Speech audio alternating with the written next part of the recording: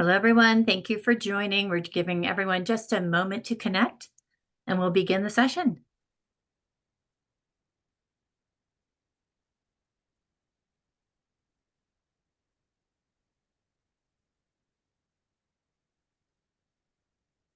Welcome to everyone joining. We'll begin in 1 moment.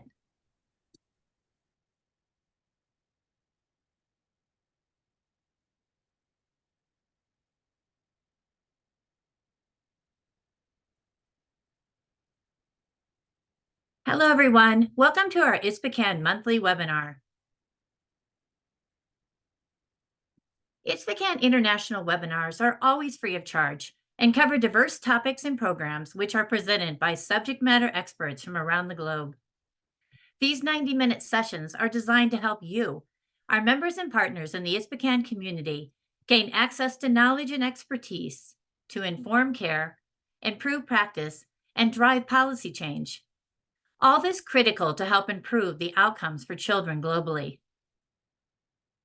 The topic that we will be discussing today, child safeguarding online, addressing artificial intelligence risks. The tips for making the most of today's session. This session is meant to be an active, interactive learning platform. Please participate by sharing your comments in the chat and your questions in the Q&A box throughout the webinar. We'll begin the open Q&A session immediately at the conclusion of the presentation. Also, please participate in our Zoom polling, which will happen throughout the presentation. And please take a moment, introduce yourself to other attendees, our moderators, and our featured presenter in the chat. Let us know where you're joining us from, your organization, and your discipline. We're so excited that in our audience today, we have representation from over 90 countries and 20 professional disciplines and organizations. To enhance your experience, you may enable closed captioning from your Zoom control bar by choosing Captions. And as always, for joining us today, a recording of this session, the panel discussion, presentation slides, and links to all featured resources will be sent directly to you after the webinar. Our key learning objectives for today's session: to gain knowledge and practical strategies to safeguard children from the risks associated with artificial intelligence in the online world, to gain insights into the potential safeguarding challenges and learn about protective measures, and to discover how to foster a safe online environment for children during an ever-evolving world of AI. And now, let's meet our featured presenter, Mariam Assani. Mariam Assani is an international child rights advocate and child protection and safeguarding expert who's been leading the development of international child safeguarding standards and frameworks for more than 15 years. She's founder and CEO of Child Safe Middle East and is an ISPCAN executive board member. Mariam's been supporting various organizations such as government entities, corporations, educational institutions, and NGOs across Europe, the Middle East, and Africa to implement child safeguarding and child protection measures.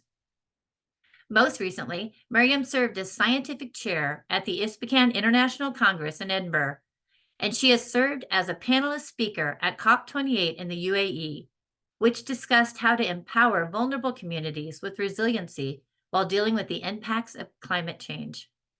And I'm honored now to turn the session over to Mariam. Thank you, Jane. Hello, everyone. Thank you, Jane, for having me. It's my pleasure to be here with each one of you today, and I'm looking at the numbers of participants joining. It's just, it's amazing to see that that amount of people have signed up for this session. So I'm very pleased to start the session with you. As Jane introduced me already, I'm not going to go about introducing myself, but it's been a great journey working with ISPCAN as a board member and being able to be part of the ISPCAN family and speaking to each one of you through different webinars and through different platforms in raising awareness and talking about the safeguarding in general. So with that, I'm going to share my screen and hopefully all technical things will work as planned.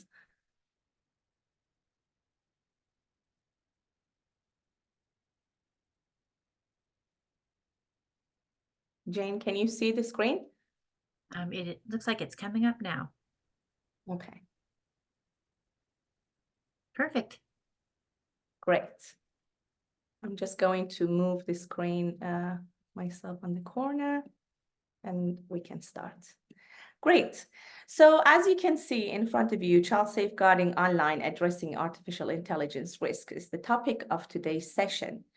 And I do understand that it's a very hot topic. Everyone is talking about this topic at the moment. And it's not just within safeguarding, but with every sector, with every field of work that we interact, we hear about AI coming more in on the topic of talking about what are the risks, what are the benefits.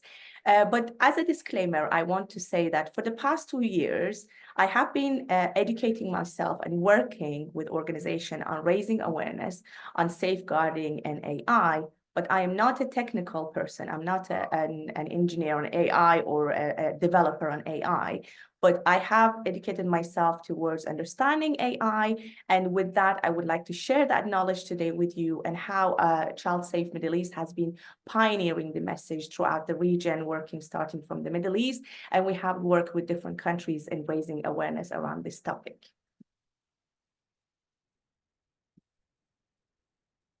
So an overview of today's session, it would be just to understand AI and the risks.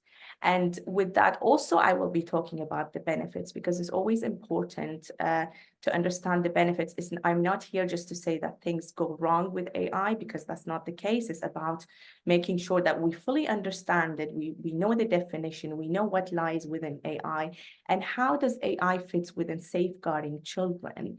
And also we will be talking about the collaboration between sectors, because again, that's one thing when we talk about safeguarding. Safeguarding is the role of every organization. So similarly, when we are discussing AI and safeguarding, it lies within different sectors that they need to collaborate.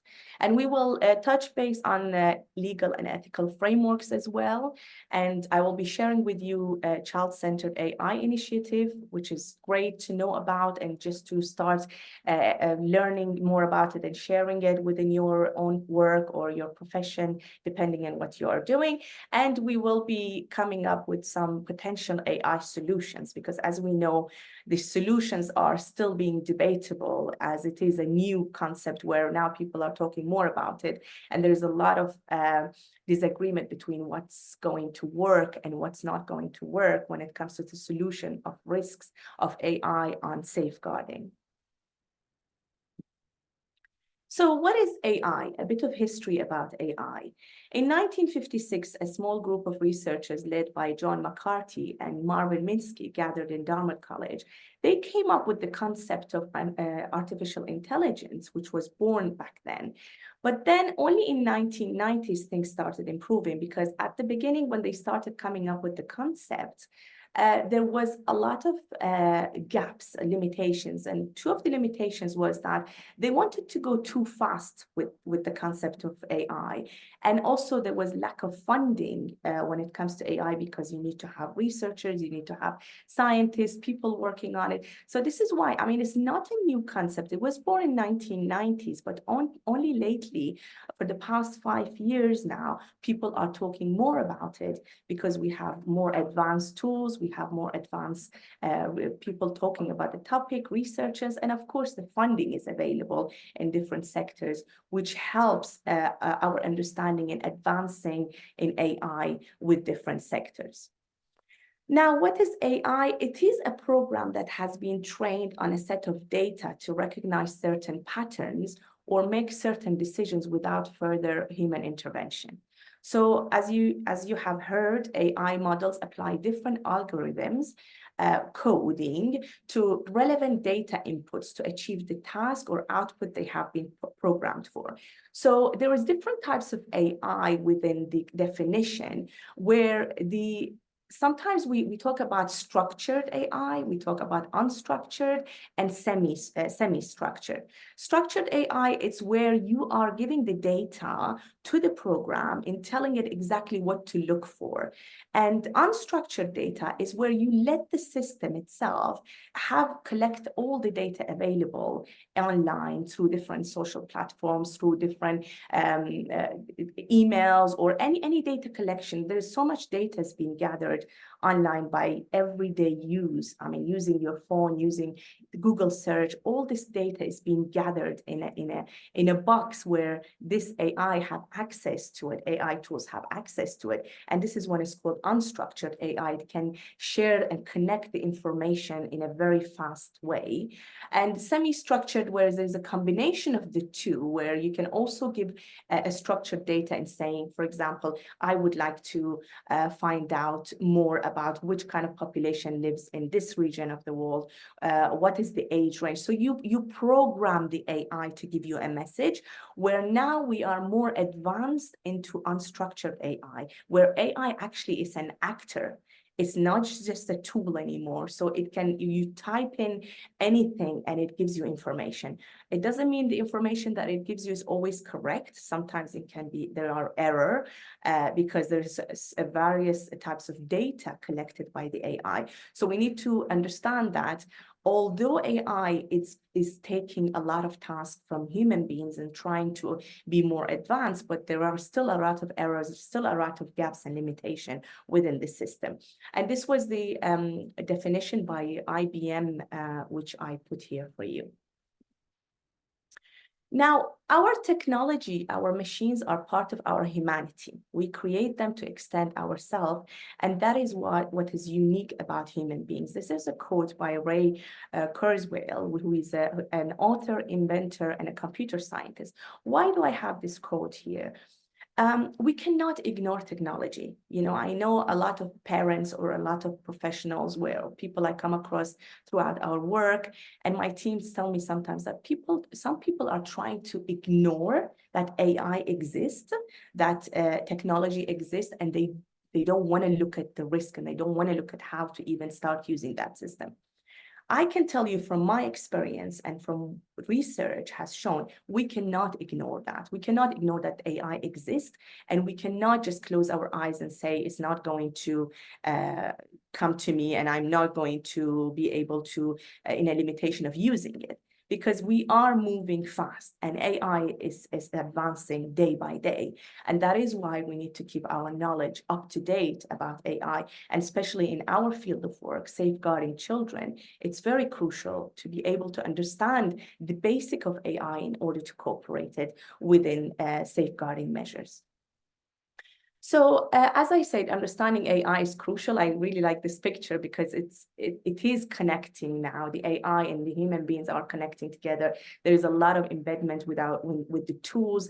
We can see that AI is being embedded in health sector and education sector. So we cannot just ignore it. It's there, and we just have to see it with an open eye in order to be able to use it in the best form. So this quote here says, empowering others begins with understanding. A shield forged in knowledge is the strongest defense we offer those we seek to protect. Can you see who is it by? I'm sure you can see on the bottom there, says AI. So I basically asked ChatGPT. I asked ChatGPT to give me a quote about learning and trying to protect children, trying to protect the vulnerables in our society. And then it gave me that quote. But then I asked ChatGPT, who is it by? Because I wanted to put it in the presentation. And it said, it was really actually funny when the answer, it said, actually, it was by me.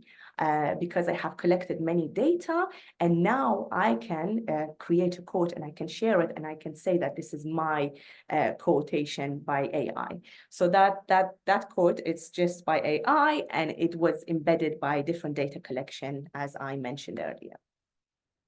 So key benefits of AI. Why do we need to know about the benefits? Again, if we want to find out what are the limitations, we have to first understand what are the benefits and what are the gaps after that. So some of the benefits that I can mention, like this is not just for children here, it's about us as a community, as adults, virtual assistants. You know, we all use them in our phones. Some of you, I'm sure you use Siri or you use different Alexa. You know, there's so many different virtual assistants there that we are already using them. And this is AI, you know, I mean, when you think about it, it's not a new thing. It's been there for a few years now. And where you do the search, you get an instant response. And also it's used in financial fraud detection, you know, so AI has been very beneficial for the banking system, for the financial sector, and also relevant content recommendation. But that, again, it depends on the data it collects on you. So depending on what you are searching online or through different platforms, it will recommend content to you based on what you previously searched. But it can be also biased, you know, depending on the region you are based on. It depends on what data it has from you, if you are a male or female, or depending on your age group. So that is why, again, the content is being tailored to you, but sometimes we don't know that. It's just behind the scene where the data is doing that, where AI is doing that, and then we get a content recommendation based on what we have been looking for. Which, again, I mean, you can see it as a benefit, and also you can see it as a risk as well, which I will mention in a bit. So data analysis and insight, it will help us improve strategic planning by various scenarios where you can just search a scenario on AI, on ChatGPT or other AI tools and platform, where you can analyze different scenarios in a very fast way. You just don't have to spend a lot of time. It gives you all the results. So it has been proven that it's helping data analysis in different companies. And it's not just corporate world, also in the international development, also in different sector, health sector, education sector, it's been proven to be really useful. So again, we have innovation and problem solving, where new robotic solutions in health sector help to solve complex issues, where it was a good example the other day I was reading about, where they just upload pictures of different health issues, like different tumors, and when they were assessed, when they were diagnosed, and the AI will learn that in a structured way, and it will start diagnose itself. So there is quite good things that is coming out of AI with the technology advancement that is giving us. Now, key risks of AI, we need to also talk about the risks, because we cannot just ignore that. There is a lack of transparency. You know, as I said, biased data and discrimination. The algorithms are primarily developed by a narrow set of companies, which lead to reinforcing existing inequalities. So depending on which company is collecting the data and what is the algorithm that they have set for the data collection, then it could impact the transparency of what's behind the scene, and it can create ethical issues. And also, I mean, we don't know who is accountable. I mean, if we get a set of information that we ask for and it's the wrong information, or it could be something that we didn't even look for it, it's a content that was recommended to us, who is it accountable? Who is it responsible? So these are the risks that it presents itself when we talk about AI. And disinformation, there are a lot of disinformation, a lot of fake news, online bots who can generate fake information. I'm sure you have heard that they create fake identity. And now with deep fake as well, they create a media where they can take an image of you or a person, and they can make you do things and say things, which is quite scary, actually. And when you see it, I mean, I have looked at few deep fake where tools where I could see, because I had to do the research to understand how it works. And actually it looks so real, where if I put my face into that deep fake tool, it will create Mariam Assani, where it can ask me to say things that I haven't said, and they can generate that information and share it. So it is scary, to be honest, when we look at these risks. But I don't want to just scare you, because it's about identifying risks and then also mitigating them. So it's, but again, we cannot ignore them, that they exist. And there is a domination by big tech companies the Google, Facebook, Microsoft, Instagram, LinkedIn, all these organizations who have a different agenda to what we have. I mean, we all have a different agenda. And the tech companies usually is all about the profit, about how many users they can get, how much data they can collect from you. And it's kind of a different scenario when it comes to what we are trying to achieve on safeguarding children online. And also there is a limited competition because it's been dominated by big companies, tech companies.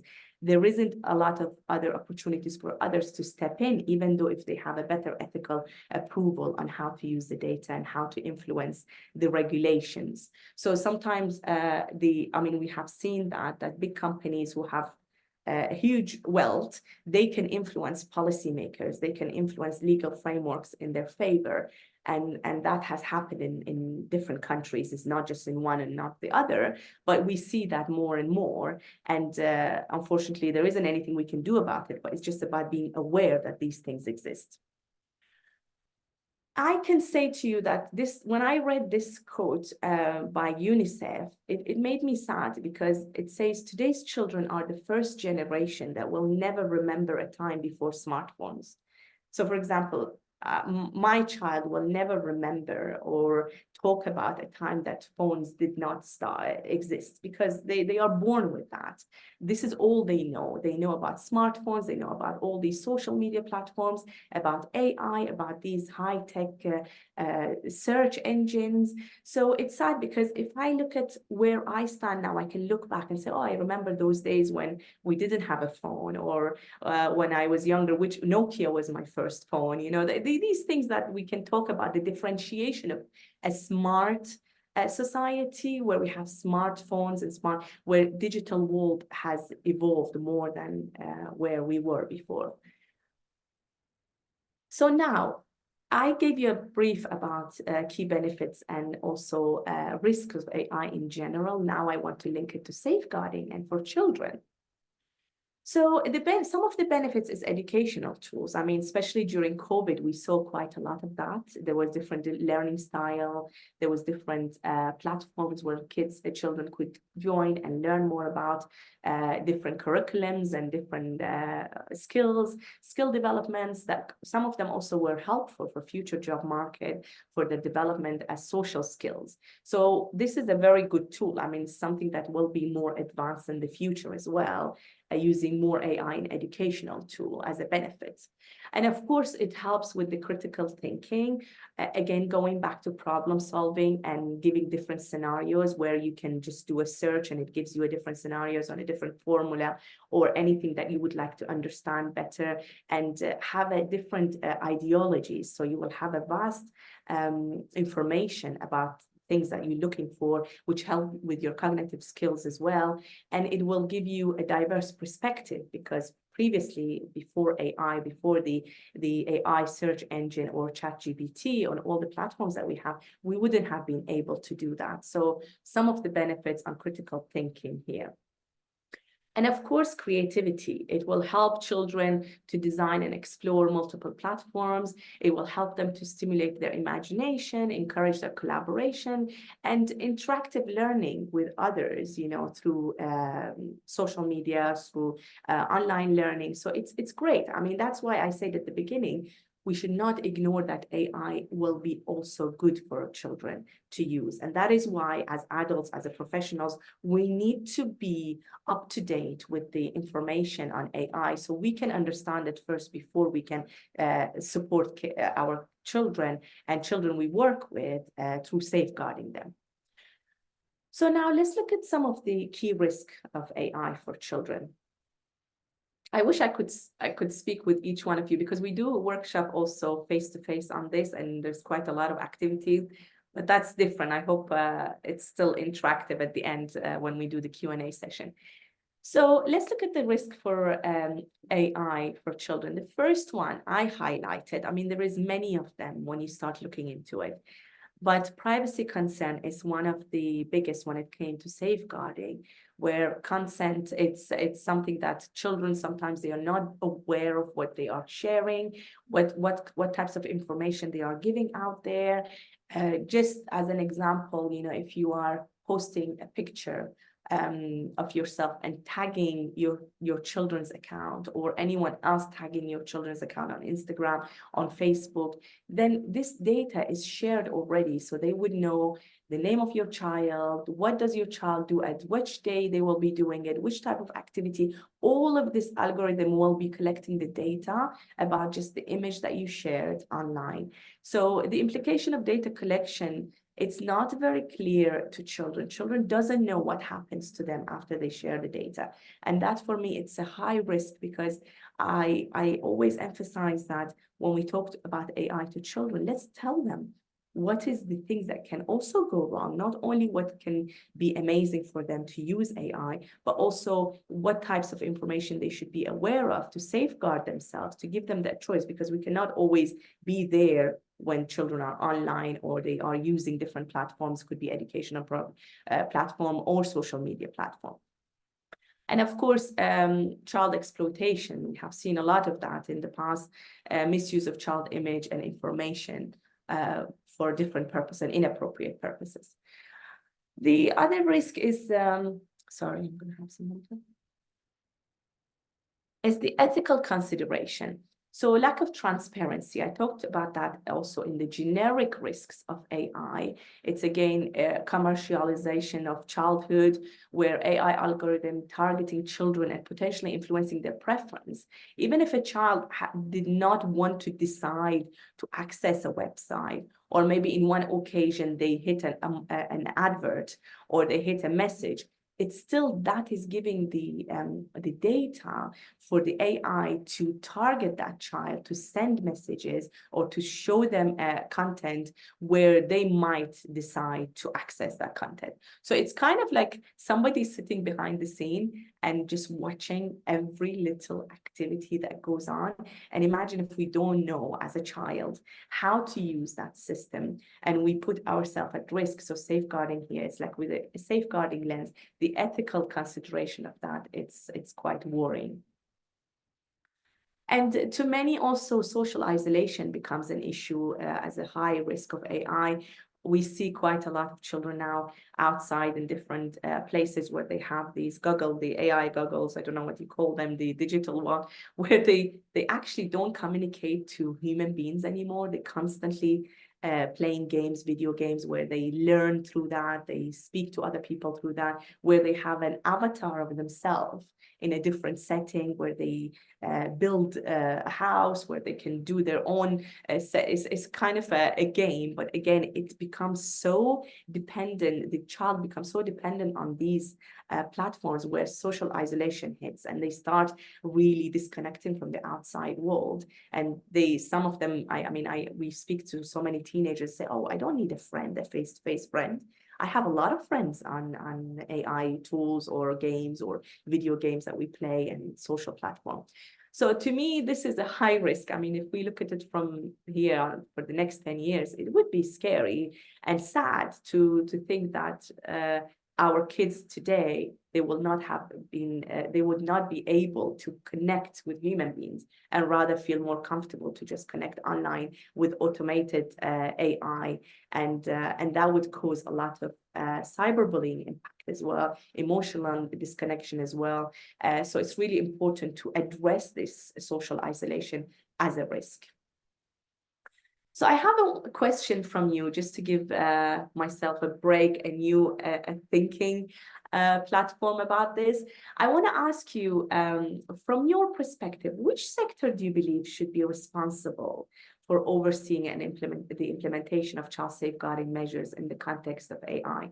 So my colleague Jane is sharing with you here the question. I would appreciate if you can tell me which of these answer, or multiple answer.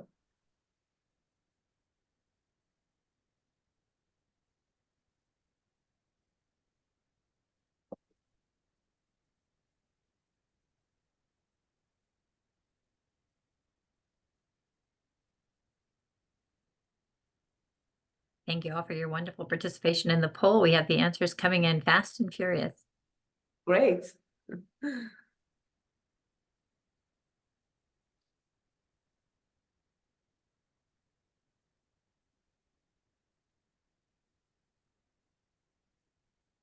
I'm interested in the answers. One more moment. And then we'll share the results.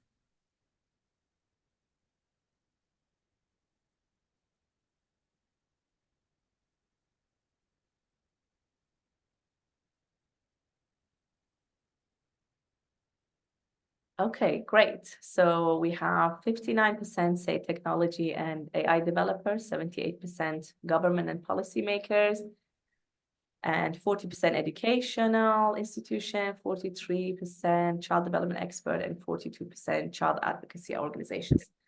That's really interesting, Jane, isn't it?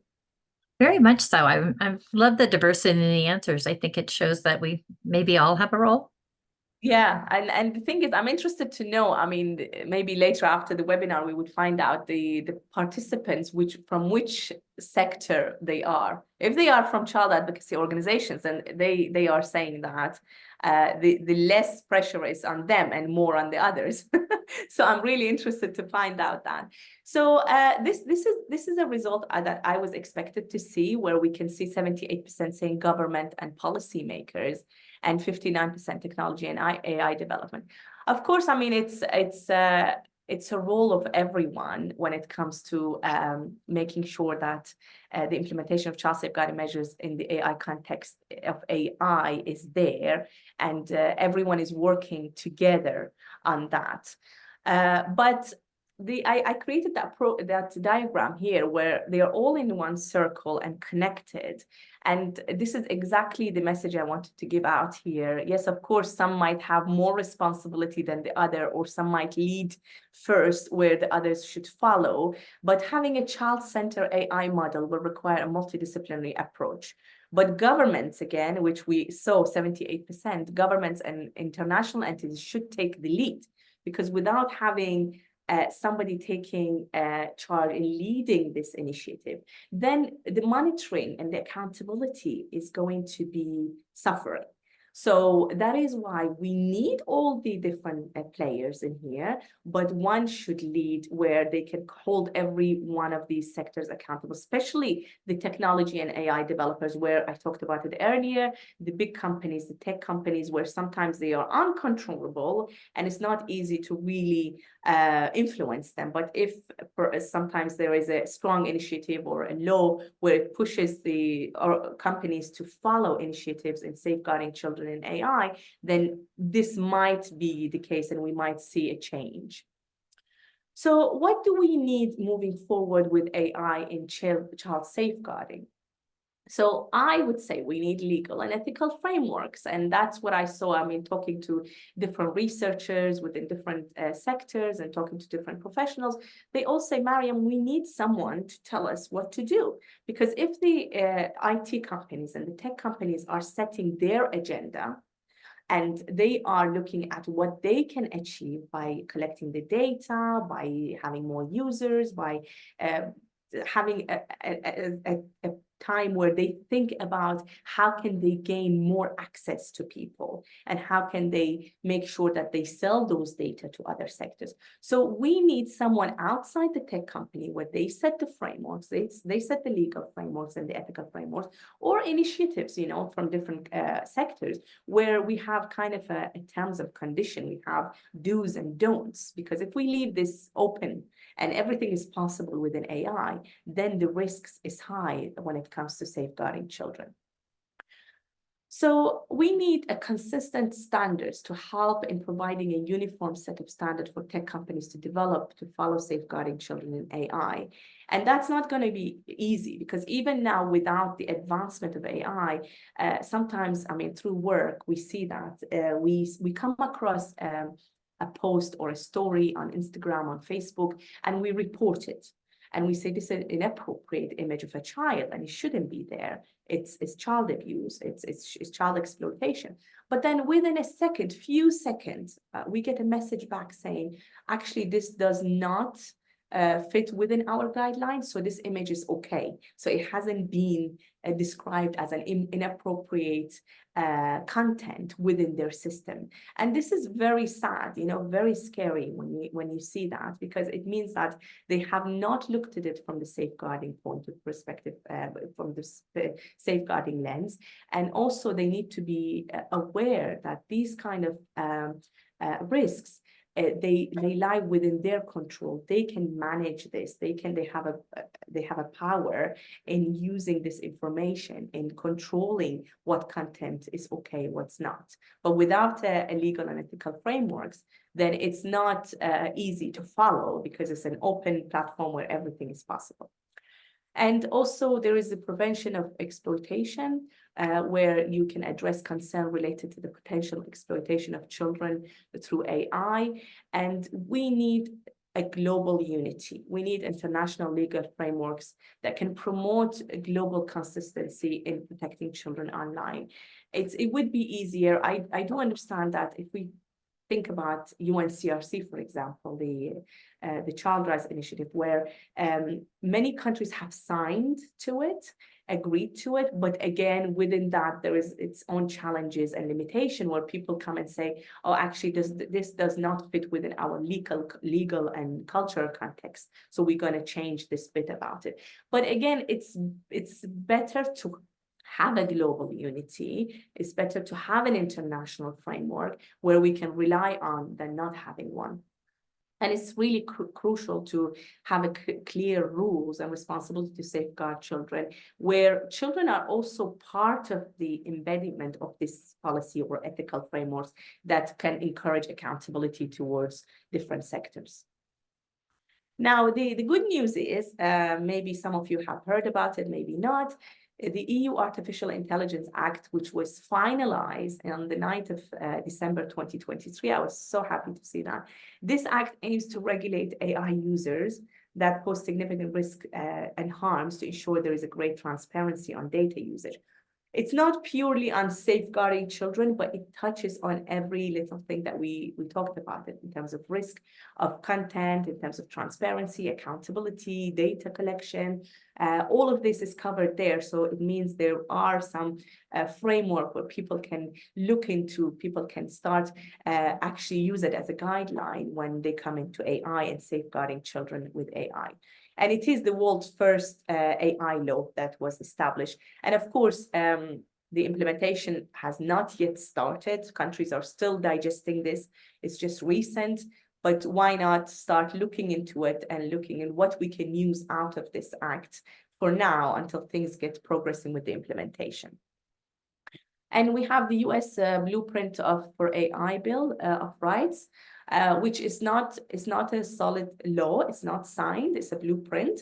But again, I read that and I use it quite a lot in our trainings, in our programs, where it touches on these 5 points that I have put here, where safe and effective systems should be in place in order to protect users and safeguard them, and algorithm discrimination should be also protected, and data privacy. So it touches on different elements similar to the EU Act, but in a different platform where it has a different explanatory on that, which I highly recommend. We will be sharing all of this information with you to go through it, to read it, and to understand what you can use when it comes to understanding safeguarding in AI. My favorite one is the UNICEF policy guidance for AI and children, so which was signed off in 2021. It took 2 years. It was a study where they used children participation in that, and it's all about ensuring inclusion of and for children is existence. And it prioritizes the fairness and non-discrimination for children. It protects data and privacy, ensures safety for children. So what I liked about this guidance is where children were part of the research, and from different countries, from different regions. They all did their homework on that, and they gathered the information together, and researchers, they put the guidance together. And now it's actually really a solid document where you can refer to it when we talk on safeguarding and Artificial intelligence, or AI, is a huge part of children's lives and is only going to get bigger. Children interact with AI technologies in their toys and video games. AI drives chatbots and adaptive learning software, while social media algorithms tell children what videos to watch next, what news to read, and who they should be friends with. AI even plays a role in determining their families' welfare subsidies, the quality of their healthcare, and their access to education. And yet, despite its enormous impact on children's lives and futures, AI strategies in most countries pay little attention to how AI is meeting children's needs or affecting their rights. Over the past 2 years, UNICEF has been working to change this. In partnership with the government of Finland and through collaborations with digital rights experts and children from all around the world, we developed a draft policy guidance on AI for children to be used as a tool for governments and companies.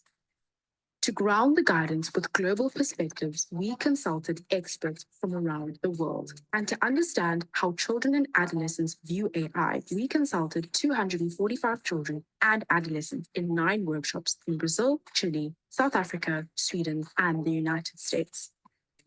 AI is being developed by adults, and we need to make sure that these adults think about what children would need in that context while developing it. I believe that there is no better way to overthrow adult tantrums than by showing that we have a voice and that we don't have to ask permission to use it.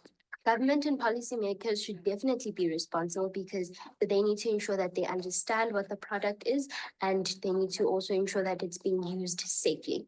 Because the world is changing so fast, child rights can't always keep up and protect the most vulnerable. Once the draft policy guidance was in place, we asked governments and companies to pilot it as a way to move from principles to practice, learn what works and what doesn't, and inform and improve future versions. We worked with 8 organizations who used the guidance and published their case studies as lessons to help others. These learnings and feedback from a public consultation on the draft informed an update to the guidance. Publishing the case study gave us the opportunity to participate in the discussion around child-centered AI globally, and also opportunity to show what kind of decisions there are to be made while developing harassment reporting tools for children. I think it would be fantastic to see more resources focused on researchers, developers, to not just create for children, but to explicitly create with children. I think that that would be a fantastic next step. We've come a long way, but the journey towards AI for children is only just getting started. With the rapid advancement of AI technologies, more countries and companies need to commit to child-centered AI policies and systems and include children's voices in the process so we can meet the needs of more children, safeguard their rights, and empower them to thrive in our changing world.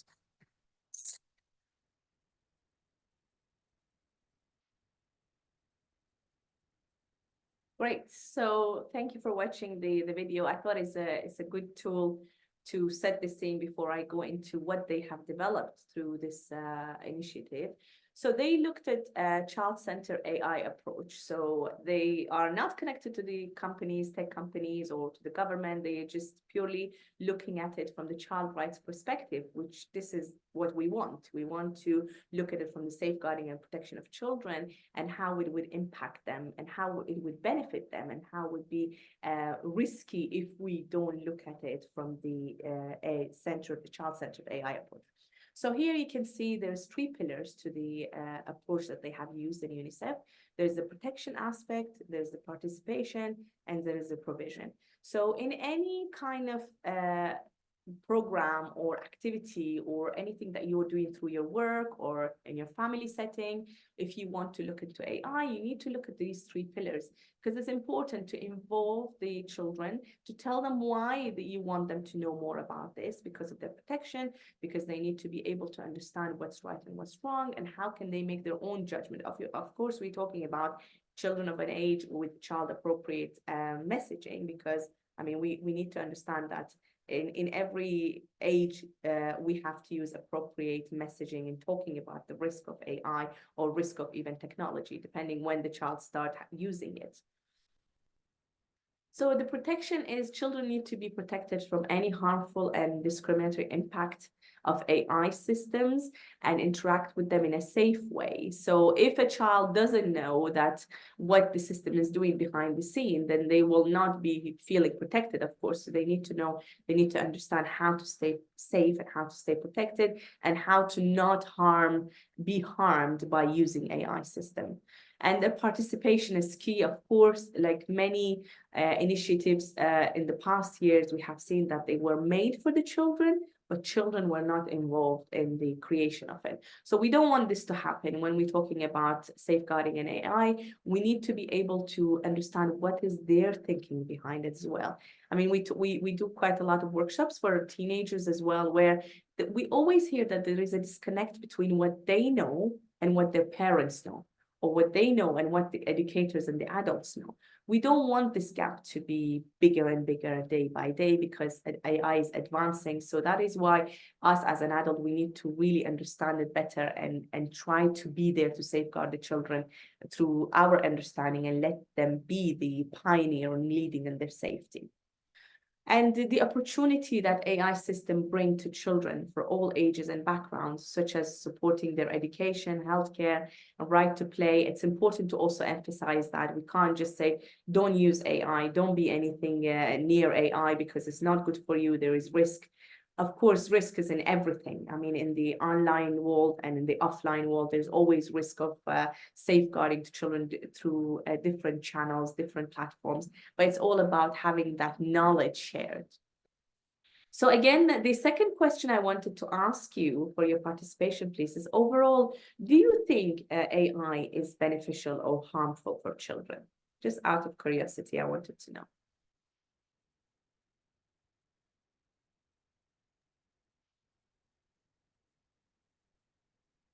Jane, how are we doing with time? Are we okay? We're doing great. You're doing perfect. Such interesting material, Miriam. Thank you for participating in the poll. I'll give it just a few more minutes. Great diversity in answers with this poll question. Great, let's see. I'm excited to see this one. Because I speak to many people and every day I get a different answer. I think depending on the day, I may answer it differently or the scenario. Yeah, and the thing is, I don't try to convince anyone. I try to take them through the AI knowledge and then they will make the decision themselves. So, yeah. Okay, let's see. I'm interested. Beneficial 40%, harmful 20%.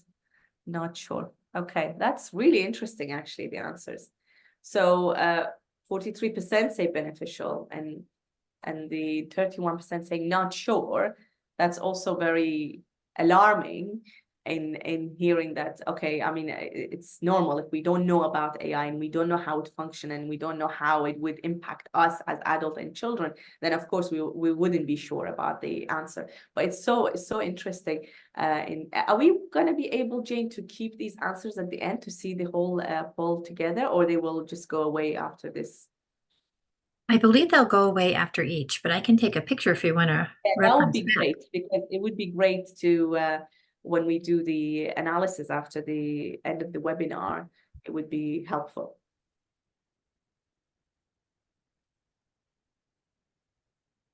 Okay, so I want you to look at this next video, but there are some sensitive materials in there. So if you don't feel comfortable, please don't watch the video. It's just 2 minutes, but it's about a platform where it was created by Telecom in sharing.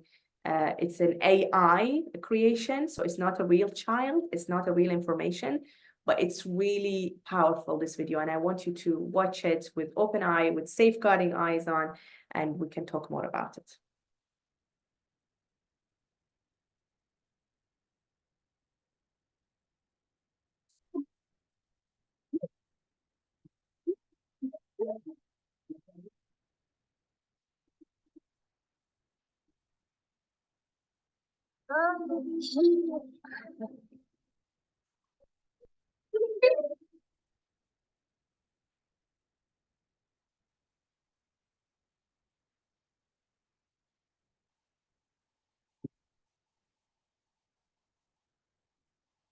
Miriam, is there sound to the video? Sorry to interrupt. We're not Yes. hearing it. I don't think we're hearing it.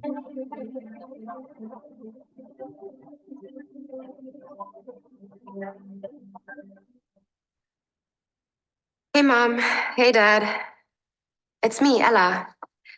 Well, a digital version of me, just a bit older. Amazing what technology can do these days, isn't it? All you need are a couple of pictures, like the ones you share on social media, where they can be taken and used by everybody. I know for you, these pictures are just memories, but for others, they are data. And for me, maybe the beginning of a horrible future. A future where my identity can be stolen, like that, where I can go to prison for things that I would never do. Imagine my credit score being destroyed, Dad. Or my voice copied to scam you, Mom. I'm in trouble. I need you to send me money, please.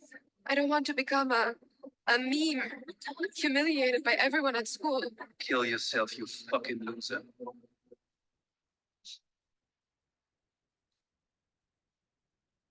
And I certainly don't want this.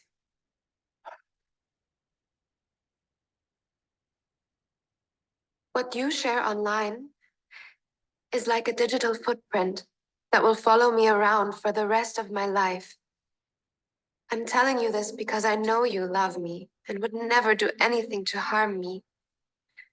So please, Mom, please, Dad, protect my virtual privacy.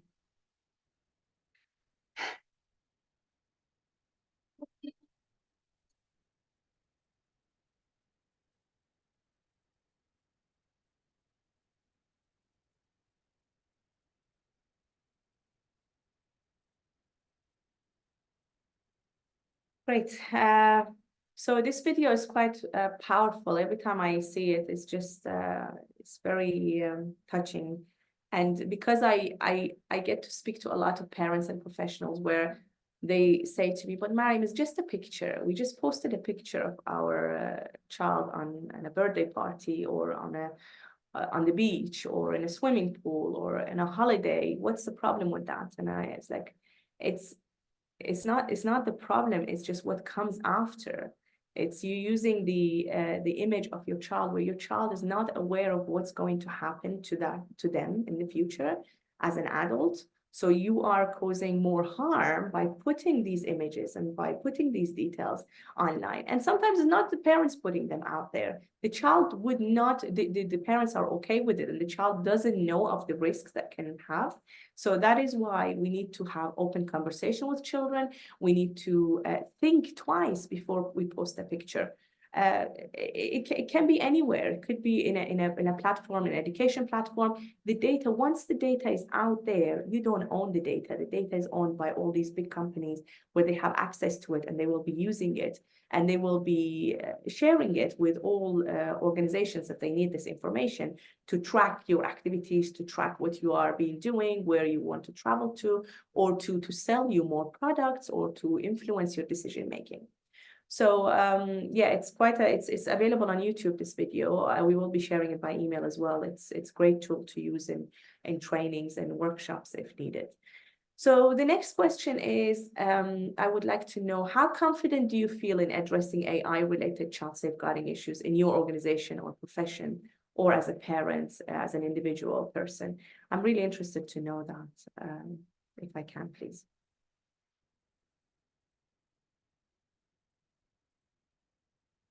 Jane, were you hearing the video okay? It was, the beginning was a little harder, but luckily they had the words written, so then it played great. Okay. You know, I would have answered this question differently maybe before I saw that video. That's really how impactful it is. Yes.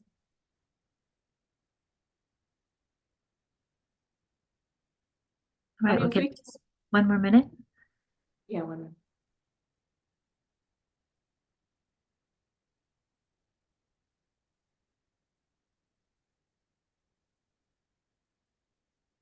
Okay. Very confident, somewhat confident. Okay. Okay, great. Well, this is expected because AI is new, because we all need to be talking more about it. And when I was telling my colleagues or people I was speaking to this week that we're delivering a webinar for ISPCAN members and non-members on this topic, so I never heard safeguarding and AI. Would that even work? Why do we even need to address that? What's the connection? So I'm not so shocked by this result, because it's something new that a lot of people still figuring it out, even the tech company themselves. There's a lot of unknown in this topic and a lot of uncertainty, because we're dealing with AI tools. It's not human beings. So there are things that can go wrong, things that we don't know. The risk can be higher or could be less, but it's all about being on top of things with information and what's out there. So thank you for that. So that's why I wanted to share here this slide, a list of learning resources on AI. They're very, very basic training tools where they are free of charge. You can actually, I highly recommend the IBM one. I mean, we have done all of them and we share them all the time. And there is more to that, but these are the key trainings that I thought it would be useful for each one of you to take it, and just to be aware of what AI is doing and how AI can impact you as a person, not even as a person in your profession, but as an individual in your society. So please take a note of that, or it will be in the slide anyway, or take a picture of it and start doing it. It's great resources. It will help you quite a lot to be on top of things with AI. So 25 years from now, AI will be everywhere, so you can't ignore it. That's the first thing. And even if you want to ignore it, you can't, because it will be embedded everywhere in everything that you will be doing. It's going to be through education, which we're already seeing, finance, healthcare. It's going to be in every little step. So we have seen that. Research is showing that. And according to what they said 5 years ago, we are there with AI, and we might even move faster because there is more knowledge. There is a deeper understanding of how AI works. And also there is a lot of interest and a lot of funding, and researchers are collaborating with policymakers, where they're coming together to have a deeper insight of the technologies. And also engagement, it will be reimagined, new forms of human-machine interaction. You never know, maybe we will be friends with an AI robot. Maybe we will be going out for dinner with an AI robot. So it's really like to be open to understand that these engagements might change, but we just have to be prepared that when these things come, we are prepared and we are ready, and we know the risks, and we are on top of things where we can mitigate those risks and be able to communicate to the children. But this is why we are doing this session, for you to be knowledgeable in terms of where you stand as an adult and how you can support those who you are protecting and safeguarding throughout your work. Don't wait until it's too late. We can start raising awareness about the risks and how to mitigate them, like today. I don't know where you are now. It could be morning, evening. I mean, for me, it's 8 p.m. now. But yeah, and it can be anywhere, anytime. You just start a conversation. By just starting the conversation, you will start to open eyes, and people will start seeing things differently. It's similar to when years ago we started talking about safeguarding, and how safeguarding should be embedded within the organization and not just looked out in the community. So similarly, when we talk about AI exists, and we need to be fast in order to collaborate with different stakeholders, in order to identify who those stakeholders are in your region, within your work setting, and taking action and highlighting the risks. It's important, because if we don't know the limitation and the gaps, we wouldn't be able to talk about safeguarding children online. It would be very difficult, challenging, if we don't have that knowledge from the beginning. The one favorite word that I always emphasize in every event or every workshop, training, auditing, is accountability. I feel like I am accountable to share this knowledge, and I want you to feel that accountability. It's important because it lies within everything that we do. It's sometimes we think about it, okay, but who is checking on AI systems? At the moment, not a lot of people are checking what's okay, what's not okay. As I said, the EU Act is quite new. It's not being implemented yet. But again, we cannot wait for the governments, for the policies to push us towards accountability. We need to start within us.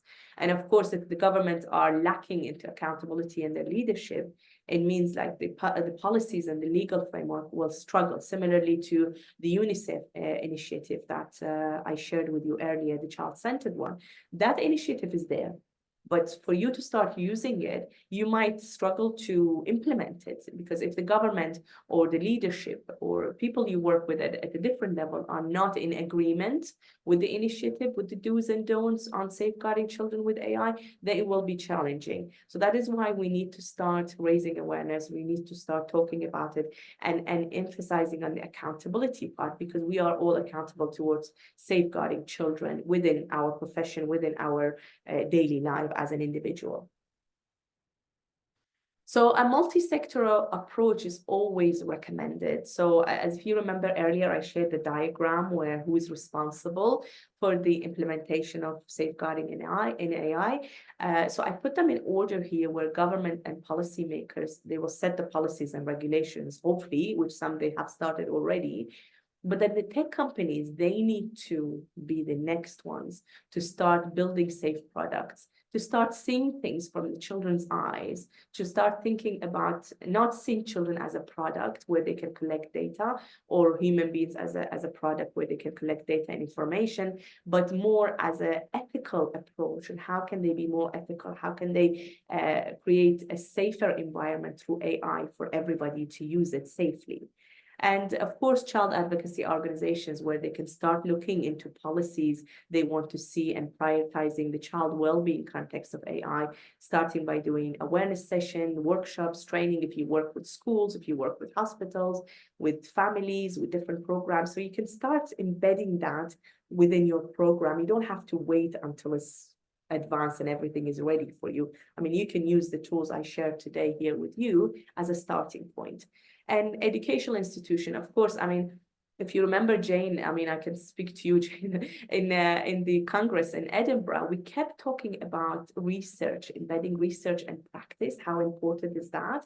So this is again the same. Let's reach out to the researchers. What already they have looked into, what results do they have, and how can we put that into practice? Because combining the two, the marriage of the research and practice, or in this topic, in every topic that we're talking about safeguarding and protection of children, is crucial.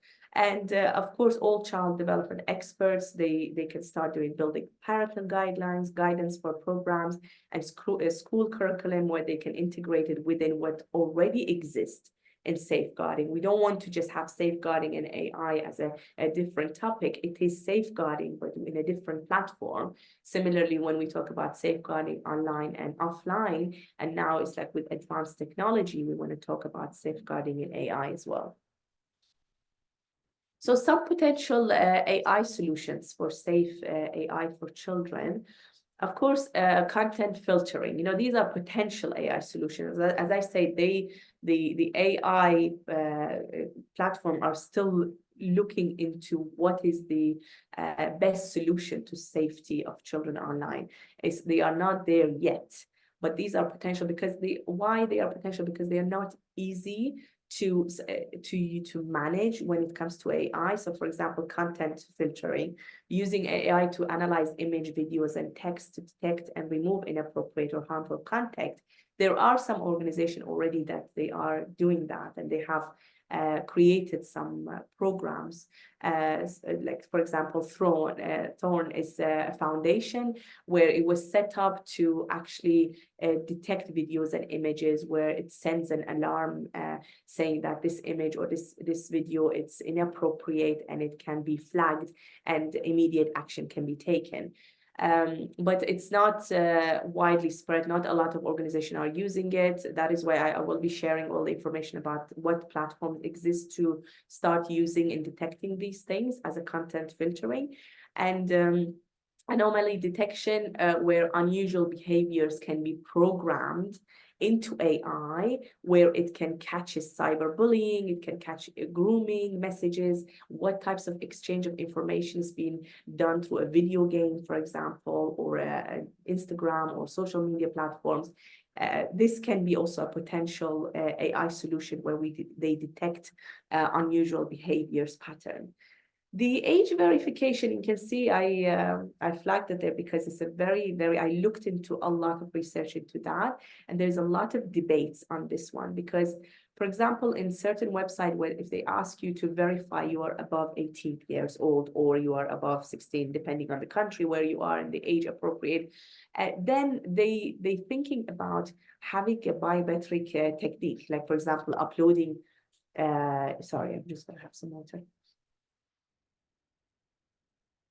To upload an image or an ID or your passport ID where you can verify your age verification. But again, remember that this information, once you put it out there, you don't own it anymore. So the data where they want to age verify the child, is it a child or an adult, where they ask them for an ID or a biometric techniques to capture their image or their picture, then this information, when it's shared, we don't know who's going to have access to it. Again, it's lost. It's the data is collected and can be used in bad ways as well, misuse, if I can say. So again, that's a lot of debates on that. Is age verification as a potential AI solution? Yes, but how do we do it in order not to further harm the child's identity? And also about the sentiment analysis, where conversation to identify signs of psychological distress, or if there is sometimes in chat rooms where a child is talking to another person about suicide thought, where this can be flagged and this person can be allocated and they can be contacted, and hopefully they can help the person or the child to not go through what this distress or suicidal thought that they have, through support programs if they can. And of course, parental control. This parental control thing, when we talk about AI at the moment, AI is on or off. I mean, I looked into that. You cannot filter AI. You cannot tell AI what to tell your child and what not to tell them. You can ask anything in ChatGPT. I'm interested to know how many of you have used it before or have just asked a question from ChatGPT. If you haven't, please download it because it's a great tool. And it's powerful. You should be able to ask a question, but then again, if we want to filter it or have a parental control on AI, it's impossible. So you can have it on or you can have it off.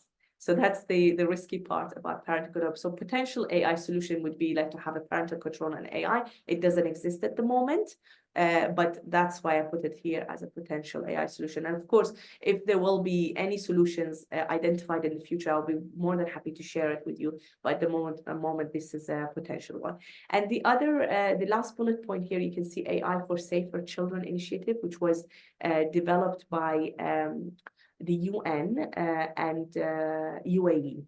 They put together an initiative, AI for Safer Children, where law enforcement is using that system. If you are, for example, from a law enforcement background or from a community background where it's connected to law enforcement, you can actually go on their website and apply to be part of that platform. It's free of charge.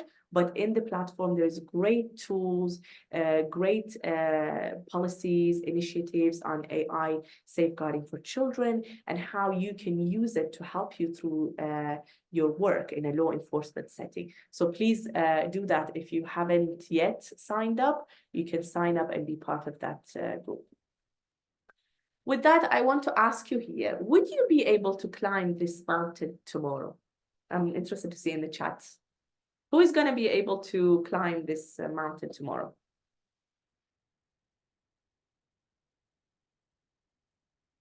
Jane, is anyone typing in the chat? I'm getting a lot of no's. Okay, let's see if we get any yes. I do not see a yes. No? Oh, I No? thought hopefully, so there is hope. They say there is hope? One says hopefully I could climb that mountain, but Okay. After that, it's a lot of no way, no how, not going to happen. I can't do it. Okay, well, I love this picture. I mean, I was thinking, what should I put there? Yeah, I always use a lot of images in my presentations.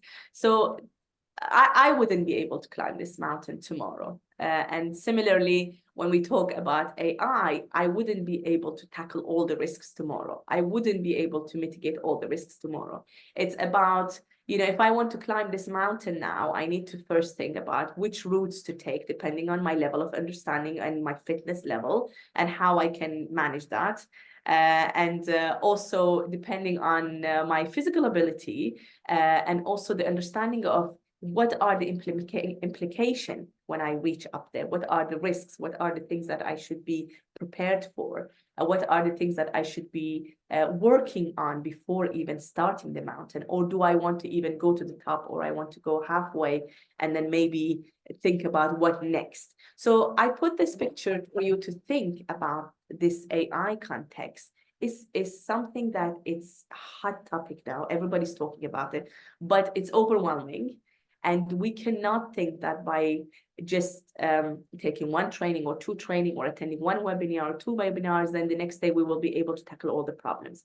It's more about us understanding that if we are in this webinar today, it's a good sign. It means that you are interested to find out more, and you are interested to safeguard children, and you know there is a risk of AI to children in the digital world. So don't underestimate the power of you working on what you already know. It's all about being prepared and being able to train yourself to go forward, and there will be a lot of challenges through the way.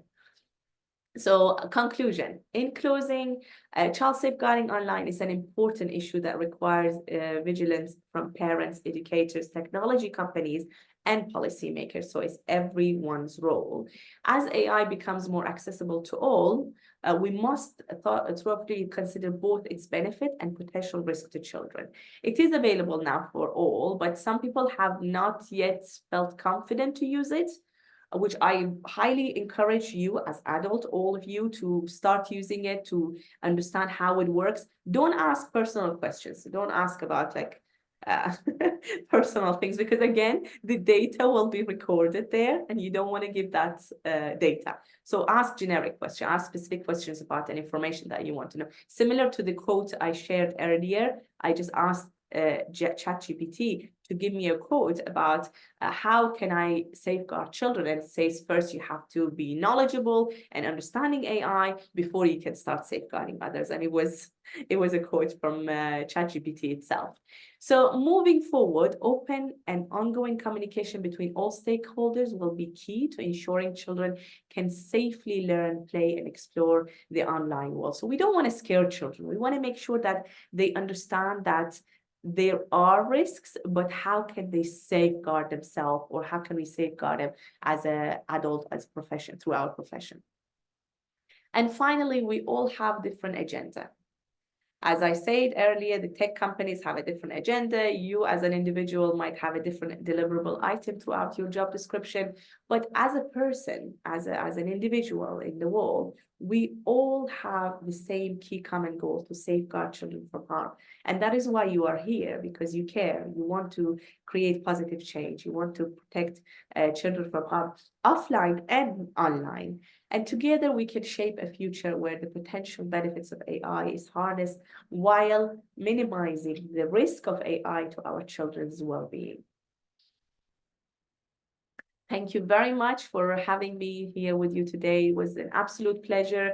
And I'm so happy now to take questions if there is anything. And you can always reach out to me through Child Safe Middle East, and I will be very happy to answer any questions if needed. Thank you, Jane. Miriam, I hope you can see all of the reactions, the hearts and the claps, and I think your presentation was so appreciated. I can see it now. Yes, yes. Is there any question? Thank you. Yes, there are multiple questions. So I'm going to try to group some just for sake of, trying to get to all of them. There is definitely some themes. One specific question, it was asking if you had an example of what automated harassment was. That may be a term you had used during the presentation. Yes. So automated harassment where they can create an image of someone who doesn't exist and then start harassing you or cyberbullying you or saying things that can harm you, but actually that person doesn't exist. So it's also so hard to track who is this person. And this is actually happening now at the moment, people where they use different AIs. And the thing is, when we talk about AI, some people use it, misuse it, let me say this way. They waiting there. So as we are talking about the risk and how to mitigate them, there are people sitting and saying, okay, how can I use AI to harm children? And this is the sad part, but this exists. And we know that, and we catch some of these people sometimes through different platforms that we work with. So yeah.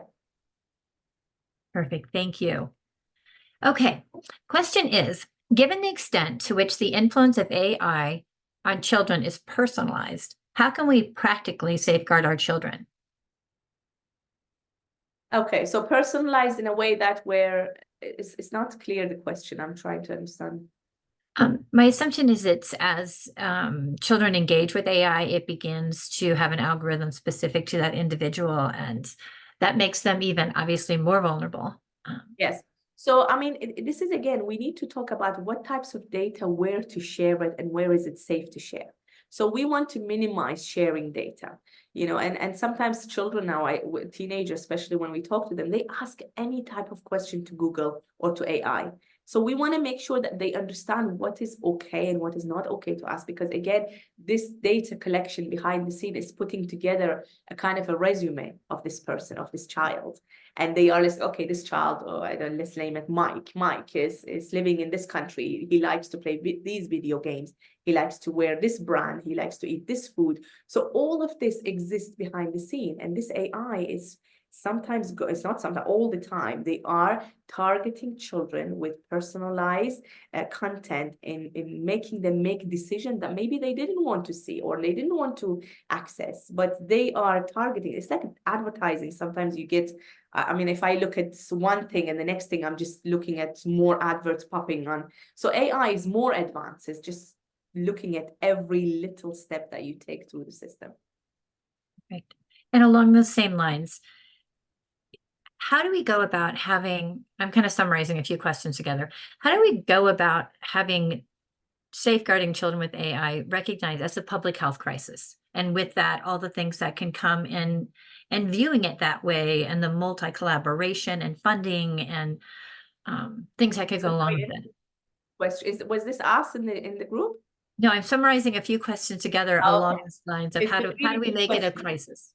Yeah, I like this question because it's if you look at the initiative from UNICEF, the child-centered one, they actually looked at the impact of health, AI on health, on the well-being of children. And it's enormous. You know, when we talked about the dependency, the social isolation, when we talked about children not being able to make connection with human beings anymore. So this is a big problem. This is a big issue. You know, so if we look at it like this is going to be the future adults of our society, a society where they cannot connect to each other, they cannot have a human interaction. This is a problem. This is a health issue. It's a crisis. So it's looking at the research that exists already, and some good research out there. You know, one of them, which is very child-centered, is the UNICEF one, but there are other ones. And also, I mean, when we talk about AI, there are some scientists that they are looking at identifying the risks and the harm to children specifically. So all of this can be used to have a stronger argument when trying to get funding, trying to push for, you know, policymakers to make things happen. Do you know of an existing platform that brings together all of the stakeholders, the researchers, the organizations, the NGOs, big tech, that brings everyone together currently to get in front of this issue? I think it's going to be ISPCAN in the members platform. Because we are going to create a group, a working group on AI and safeguarding, where we can share information about that. But unfortunately, there isn't one. Like, there's similar to what I said, the AI Safe for Children, which was established by UN and UAE. This is only purely for law enforcement officers, for people who are in the law enforcement or connected law enforcement entities. So I wish there will be a platform where everyone can come together, because it's a knowledge that can be shared for everyone and everyone can benefit from. But it needs to be tailored within different sectors as well. Well, and I believe that the industry is evolving so quickly that unless we are collaborating, unless we are bringing our research together, we will never be able to stay in front of it and climb that mountain. Yes, exactly. And then a question about what's the ideal age to start educating children about the risks of AI? So do we know the age for when they start accessing social platforms? Do you know that, Jane? It's No, I 13 do not. 13? 13 years old. But I know of children who have TikTok account, Instagram account at 6 years old.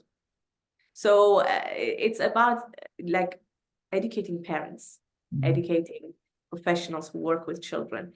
I met a child in the elevator the other day where he was showing me his TikTok account. He has 6,000 followers, and he's posting of himself playing video games every day, and he's 6 years old. So for me, this is scary. This is we don't know who are these 6,000 followers. And now with AI, you can even have chatbots where it's not even a real human beings, where they can hide behind it and create the algorithm to target and groom the children. So the age, it depends on, I mean, the earlier you start with child appropriate material, the better. But 13 years old, it's the age verification for social media platform, for Instagram, Facebook, and all of that. So, but there are children who are under that age and they have access to the social platforms and the video games and the online world and AI. So Mary, as a parent, I believe, many of us are, you are yourself. So how do we as a parent, that video was so alarming, I think to many of us, how do we practically begin to protect our children? What resources are out there? What are you planning to do with your own daughter? I don't share anything about my daughter or my child online. I mean, I don't. It's even if I have to share, I share the behind, like just her behind, it's like her hair. If it's like a birthday party or anything, I never share any image of any other child within the family or friends. Because I know the risks, and I know sometimes it's cute, you want to share it, you want all your friends to see it, but unfortunately we don't live in a world where these things are safe to share, and these things did not exist because the digital world did not exist. So when there's a new platform, there is a new digital world, the risks are there, and we need to be aware of what we are sharing and why we are sharing it. Is it, and I mean, sharing an image of your child with a bikini or at the beach or sometimes even naked, why on earth do we do that? I mean, I wonder all the time, what is it that is interesting about this? Why would you? And it's always cute, I want to keep a memory. Just print the photo and put it on an album, or with your child in a bikini at the beach. That's the best you can do to keep a memory alive, rather than sharing it in the online world. But again, a lot of people would disagree with me. And I know of many people who use their children to get companies to send them free items, free clothing, free anything. They are working. It's a modern way of working. So they have to post them in their nappies so they can get free nappies. And I'm sorry, I'm saying these things, but these things exist, and they are very simple things. But this is where it starts, as little as that, and then where it goes to the next steps. So how do you think we motivate big companies who generally, defy government guidelines sometimes regarding, privacy and data sharing? And how do we finally motivate tech companies to have an ownership in protecting our children? We need the governments, we need the policymakers to lead on that. I mean, if the companies, they wouldn't purely care about these things because they have a different agenda item, they have a different things in their head about what they want to achieve. But again, when we have researchers and policymakers and government coming together and saying, this will be the impact on our society, this will be the negative impact of AI if we don't use it in an appropriate way. I love AI. I would say that here again, but loving AI, it means you have to have the knowledge to use it like anything else. When you buy a new TV or a new software or anything, you read the terms and conditions. You know, what do I do? How do I do it? Where do I start? Similarly, you have to do this. And imagine AI, it's evolving, so you have to be on top of it. You have to be constantly educating yourself to understand where can you do more and how can you do it through your own sector. And we all can play a role in this. Somebody's asking if you believe there is any safe platform for children to engage. Like social media platforms? I'm assuming, yes. I mean, social media platforms are not unsafe to use, but they become unsafe when you share data. So you can be there, you can have your friends, you can talk to your friends, you know, people who you know, but then when it becomes like unsafe is when you share too much and you share information you shouldn't be sharing. And now with the AI advancing, we wouldn't even know if the person who says it's a person. So you might be talking to an AI robot, to a bot, chatbot, and you wouldn't know that. And it's interesting. Just Google that in YouTube. Put that on YouTube. There is two human beings like talking, but then you wouldn't know who is AI and who is a human being. It's scary. Like they do these video games where it's just so real that you wouldn't even tell. And I think along that lines, people are asking about research. So I think that certainly this audience today knows that research drives policy change. So where do you find a lot of your research? Where would you suggest to a policymaker? Where would you direct them to find the most current research on AI? There is a lot of research on AI. Recent research I read was by Harvard University as well, which was quite good. It was looking at the child well-being and the impact of the time of them using online digital world. So there's a lot. I mean, I can share a few links with you, Jane, where you can share it in the platform for people to access.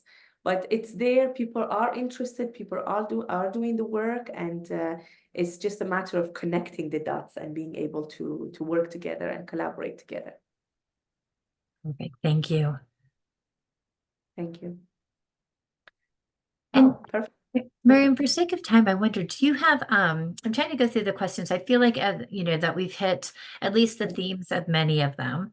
And lots of comments about how daunting this is. How appreciation for you beginning the conversation with us on this topic, and the need for some kind of connectivity of multi-sectoral approach to this issue.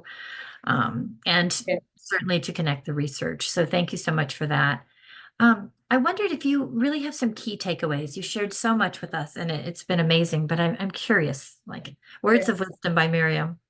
Yes, thank you, Jane. Thank you. I mean, I appreciate every one of you for being here, for listening in, and for tuning in. The key message is that don't be overwhelmed with what I shared, because sometimes people can see all the negative side of it. If you remember earlier, I always shared the benefits and then the risks. We need to always look at it this way. We need to see, okay, what is good in that and what can we do to minimize the risks? Risks are always there in any scenario. So it's the key message is like, be positive about what you can learn and be open. Don't just say, oh, AI is not for me. AI is not going to impact me. It will impact all of us if we are staying around here. So we need to be on top of things, and also try to see what are the channels that you are connected to. What can you influence? Which stakeholders you are working with, and you can start the conversation. Just create a working group, start the conversation, brainstorming even, and see where things can, because it's about leading on this. If you just wait until the governments and policymakers to come and tell you this is not okay and this is okay, it might be too late. And I think you've really emphasized the role of parents, you know, and local community. There was a lot of comments about engaging local community, and to your point, not waiting for policy change or tech companies or big government, but knowing that this could also be grassroots, you know, that we sound the alarm. The thing is, I spoke to a teacher the other day, and she was like, but if we start talking about AI in school, maybe we will give them the way to start using it. And I said, yeah, that's okay, because it's there for using. It's there for people to educate themselves. It's a great tool. We cannot just ignore it. It's an amazing technology. You can't just say, oh, because it's scary and I don't know how to use it, I'm not going to use it. I'm not going to tell the children about it. So start talking about it, start educating yourself, educate the children, educate those who come across the AI, and start to work together on it. Especially parents. Parents can do a lot because it all starts within the family setting. Well, and I think we've learned our fear of it, our fear of introducing it to them at an early age. They'll beat us there every time. Like that, Yes. that is the biggest lesson learned. They will beat us to technology every time. So let's not wait for it to become an issue. Yeah, exactly, exactly. And as I say, it's a great tool to use, so don't ignore it. Mary, what a wonderful presentation. Thank you so much. I know we're at time. I do have some slides to share about upcoming events at ISPCAN. If anyone needs to leave, we understand. There are two things that I would like you to know if you're dropping off. Is one, that when you disconnect, there is a survey in Zoom that if you could give us feedback. We're always trying to enhance our sessions and make them more powerful or impactful for you.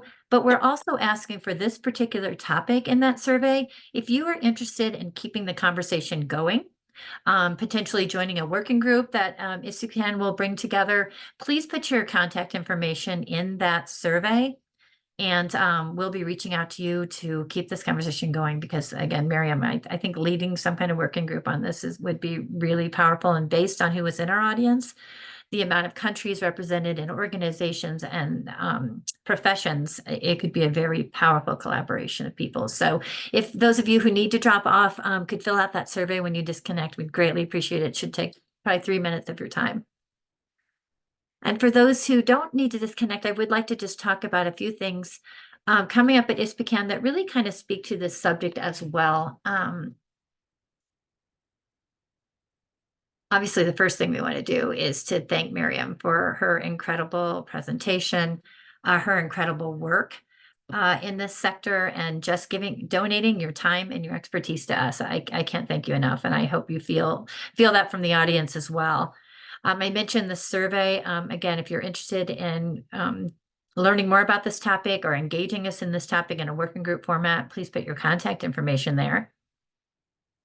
And then just a reminder what you get from today's session, the presentation slides, all the resources, links that Miriam shared, including the videos, a full recording of today's session, a certificate of attendance, all that will be sent in a follow-up email.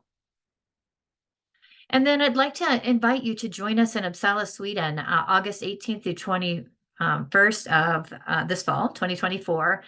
This Congress has a little bit different theme. It's working together in a time of crisis.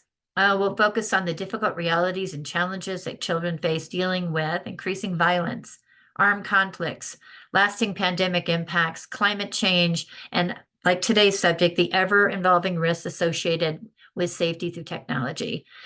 We are still collecting abstracts for this for a few more weeks. Abstracts close on January 31st, so we really strongly encourage any in the audience who could submit an abstract to that Congress and join us. We would love to have you. And then we talked a lot today about really bringing data to action and connecting research with practical application. ISPCAN's so excited to announce our new open access journal. So this is an ISPCAN-owned journal that really is connecting those dots. This journal facilitates innovative solutions to complex public policy and service challenges. We're really focused on outcomes in this journal and really to promote a shared global knowledge and evidence-based prevention and response agenda. Because many of you may not have presented or submitted papers to an educational journal, may be new to this, we are doing an instructional webinar. So on January 29th, there's a free webinar. The information's on the homepage of our website, and it's how to publish in the Child Protection and Practice Journal. And there will be expert tips from our new journal editors. So again, it would be a great way to exactly what you were talking about, Miriam, connecting really the research that's out there with practical applications and policy change. And just please visit our ISPCAN website. We are constantly evolving to meet your needs. We've got all of these great new strategies and for 2024 to better meet your needs, to listen to your feedback, to engage with you at a different level. So we updated our website last spring, and I think you'll find it very engaging. Miriam's information would be located in our Knowledge Hub and will live there permanently when you search by the topic of AI and child safeguarding. And then, as always, we would really encourage you to become an ISPCAN member for as low as $35 a year. You receive all the things on this slide and discounts to our congresses, and we just would really like to engage with you even at a higher level as an ISPCAN member. But again, most importantly, just a major heartfelt thank you to Miriam and to all of you who joined the chat. I think there were probably 400 messages in the chat and 30 questions. And I just really, really appreciate you all being here. And Miriam, again, this conversation will continue to anyone who wants to keep the dialogue going. Thank you very much, Jane. It's been great working with you on this. Thank you, everyone, and have a lovely day wherever you are, and stay safe and start using AI in a safe way. Perfect. Thank you, everyone. Bye, Miriam. Bye.